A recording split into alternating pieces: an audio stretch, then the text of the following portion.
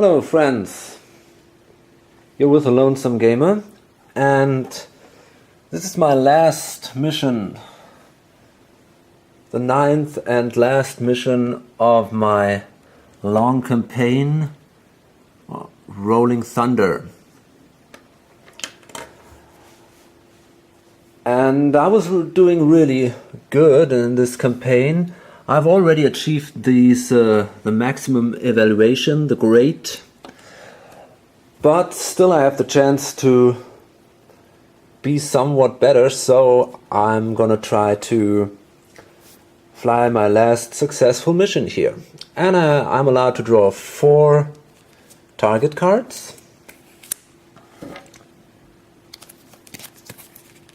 Covered mission into Laos, a convoy, Steelworks. Well, that might be an interesting last mission, gives some points. And a major bridge. Well, that could be actually more interesting. Gives a little more points. And now we could risk something. I mean, well, let's see. I'm gonna check this with the stress of my pilots. Okay, I just realized that I'm only allowed to take missions with a politics value of 3 or less. And that's sad, because that forbids me to take the steelwork and the major bridge. They have all a higher politics value. So I can only take the convoy here. Or I could take the covered mission into Laos, but I prefer the convoy. That might give me at least 2 additional victory points. So I got to move the politics marker one more to the right. And I'm only allowed to take 2 planes here. But first we're going to determine the sites. Okay, so these are the sites. We have lots of these S60 around these approach areas here. They all have a range of 1, so they could attack us if we are on the center area. But we have only one of these SA-2, these radar-guided missiles, which attack high altitudes. So I think I'm gonna do it the easy way. I simply take a lot of smart weapons, destroy that site, bomb the convoy away, and I'm probably not gonna fly into the center area at all. But I'm not sure about that. We'll see. I'm gonna arm my planes now. Okay, I'm getting a little carefree, and just to show you how amazing I am, I'm gonna fly this mission with just 1 pilot. Well, basically it's still not really a challenge, I hope. The only thing that can happen is that we draw some bad some bad event cards, but everything else shouldn't be a threat. So first I draw the target bound event card, and that says important target, inflict 1 stress on each aircraft flying the mission. Okay, so he's now at 4 stress. And then I'm gonna place my fighter, and I'm gonna place him at high altitude. Basically it doesn't matter where, I simply place him here. Next is I'm going to determine the bandits present. So let's see, there's only 1 bandit here, and that's a MiG-17. Okay.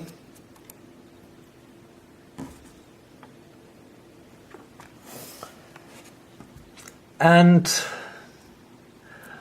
well, actually, while I armed my airplane, I find something strange. I'm not sure if I made the error, if I didn't find it, or if it's an error in the campaign. But there is this AGM62 volley here, which is allowed and which costs you half a special operation point. The interesting thing is, I couldn't find any of these Air Force planes that are allowed to carry that weapon.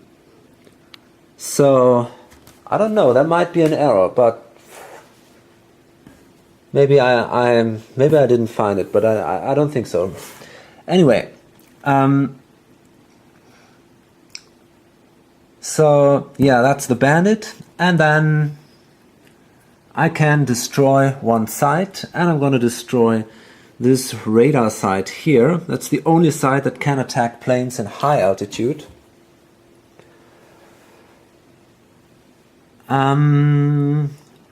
Next thing is draw my over target event card. Let's see what this is. All good things. Subtract 1 from site and Bandit die rolls. Okay. Well, I hope there will be no site and Bandit die rolls, but we will see about that. And then we start the mission. So that's turn 1. Monger is a fast pilot, and he uses these 2 missiles here, the AIM-7, the long-ranged missiles, to attack that plane here in the center area. He's got a +2 air-to-air value, so he needs a 4. And that's basically now the interesting part. Let's hope he can destroy that thing. And that's a 5. He did it. So now there is no more threat. Again, it's a pretty boring mission, so no counterattacks. That was the first turn. He moves here. Now we start with the second turn. No attacks here. No counterattacks, because they're all just good against low altitude targets. So it's the third turn now. I go in the middle. I take an extra stress. That's no problem, because I have 5 stress now, which is a lot, but I can take up to 7 stress. And then I'm gonna throw all my bombs on the target. I only need 5. For the overkill I would need 6, but that's not important, because it doesn't matter if I can move the politics counter or not. So I throw all my bombs, and I've got an air-to-ground value of 3, and then I've got a modification of 1, so I've got a +4, and yeah, that gives me at least 2 damage with every bomb. So I already have now 8 damage. So I did the overkill automatically, don't have to roll, anything's fine, end of mission. Okay, sorry about that, but I don't know, it's strange. It's strange how easy some missions are, actually. It's and I got to take the last card here. That's downtime. Remove 1 stress from every aircraft in your squadron. Okay, that's it. This is how a real ace flies a mission. Okay. So, and these would be 2 more victory points. So I'm gonna do the paperwork work a last time. Okay, we're done with the campaign. And we've got 30 points. I'm a little proud. I think this is really a good result. 27 would be great. So, yeah. I think I've done well. And, well, the interesting thing is, nearly all my pilots are in no stress. You see, every pilot is in an okay condition. So, even if the campaign would go on now, I wouldn't have any problems finding some good pilots, and I still have amazing 19 special operation points left.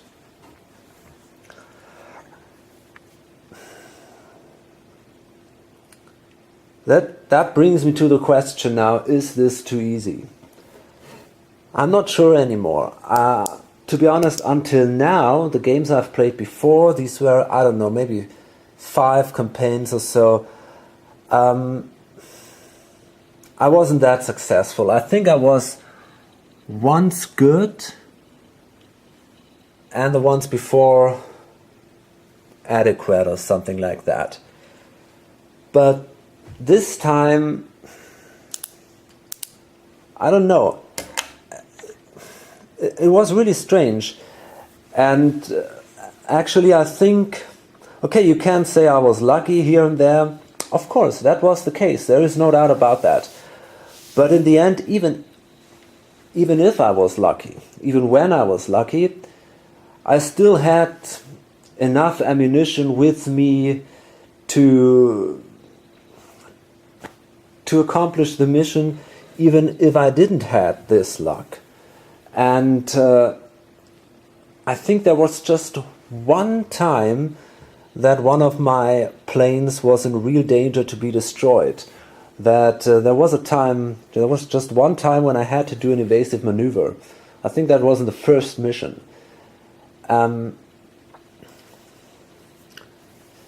So, I don't know. You can adjust the difficulty, there are some rules for that, but it seems not to be such a big thing. I mean, actually, for example, it says you can, here, you can do an extra stress. Okay, well that sounds interesting. Maybe that makes it harder. Add 1 to side and bandit die rules. I'm not sure about that. There were not many attacks at all for the enemies. They didn't really get the chance to attack. Reduced special operations. I think that's not so interesting. There are so many left here. But maybe this extra stress, or placing an extra side and bandit, maybe that could have been an interesting idea for the next game. But maybe I was just lucky, I don't know. It's possible. Maybe I had also luck with my politics counter so that I was able to attack the high value targets without losing too much of this politics value. In this case, that was the reason why I could make so many points. But I'm not sure. I'll see it when I play this the next time. Anyway, I think it's a very good game. It's a very fun game, and well, at least my last campaigns were close, and I've lost an airplane here and there, so it was more intense.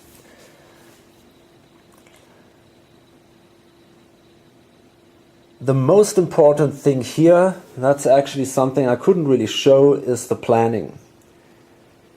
It's nearly like playing chess or so. I mean, you have to see, you have to predict how all these sides will react when you make certain actions, and how you can react on these reactions of the sides and so on. And based on these ideas, you have to build up your plan, and then normally, if you are well prepared and the event cards are not too bad,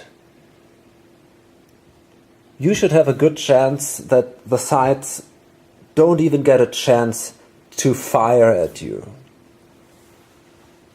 So it's basically all about planning. And well, in this campaign, I think about 30% of the playing time were the planning.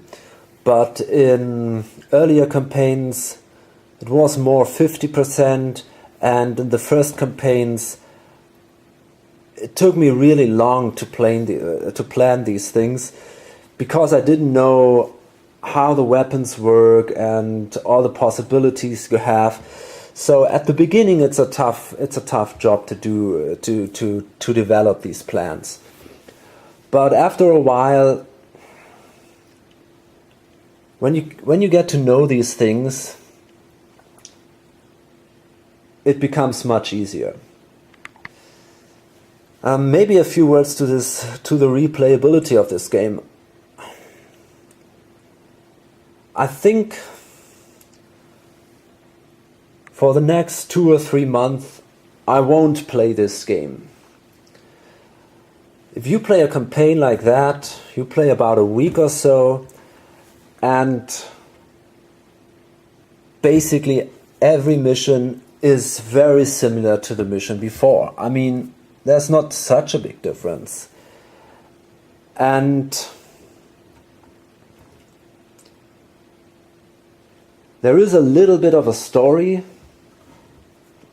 with your pilots, the promoting of the pilots, and this is really a motivation, and that's a lot of fun, and you develop some kind of connection to them, and so that is an interesting aspect, and also a little bit here the politics, and so these things keep the missions together. And the stress factor of the pilots, and so you have to manage this over the whole campaign. So these are things that keep the missions in one big story. But in the end, I don't know. In the end, it doesn't really work. It's not really one big story. In the end, I think these are single missions. You play one mission after another, and it would be more interesting if the success of a mission or the failure of a mission would really change the situation somehow, maybe here on the map or so. I mean, yeah, the success does change this tracks here, but this is very abstract. So that could be a little more interesting. And I think in the new game, in Apache Leader, it works a little bit like this. So that could be a very interesting feature of this new game. Compared to Hornet Leader, the other game of the series, which is pretty popular, I can say that, well, until now I thought this game is more difficult. Because in Hornet Leader, you have some possibilities which are, in my opinion, a little too strong. You have some rockets or missiles that you can fire even before you enter the tactical display. So you have the opportunity to kill some jets before you enter the display. You have the opportunity to use some self-guided missiles, and that gives you the option to attack 2 or 3 planes, I think, with one attack. And that makes it much, much easier. And then there are some other special rules. You have a flight leader, a squadron leader that can help the others, and so on. So I think overall, I might be wrong, but I think overall Hornet Leader is even a little easier than Phantom Leader. At least I thought this until I played this campaign. Now I'm not so sure anymore. I have to play the other one again to tell that. Anyway, I think it's a great game. It's a lot of fun. And even though you won't play this game probably every week or so, because it simply is a little repetitive, I'm definitely sure I'm going to play that game in 2 or 3 months again, because I really enjoyed it. And I'm going to show you also a session of Hornet Leader, and I hope that I can hold the new game Apache Leader pretty soon in my hands, and I want to show you that one too. Okay, so I hope to see you then. Yeah, bye.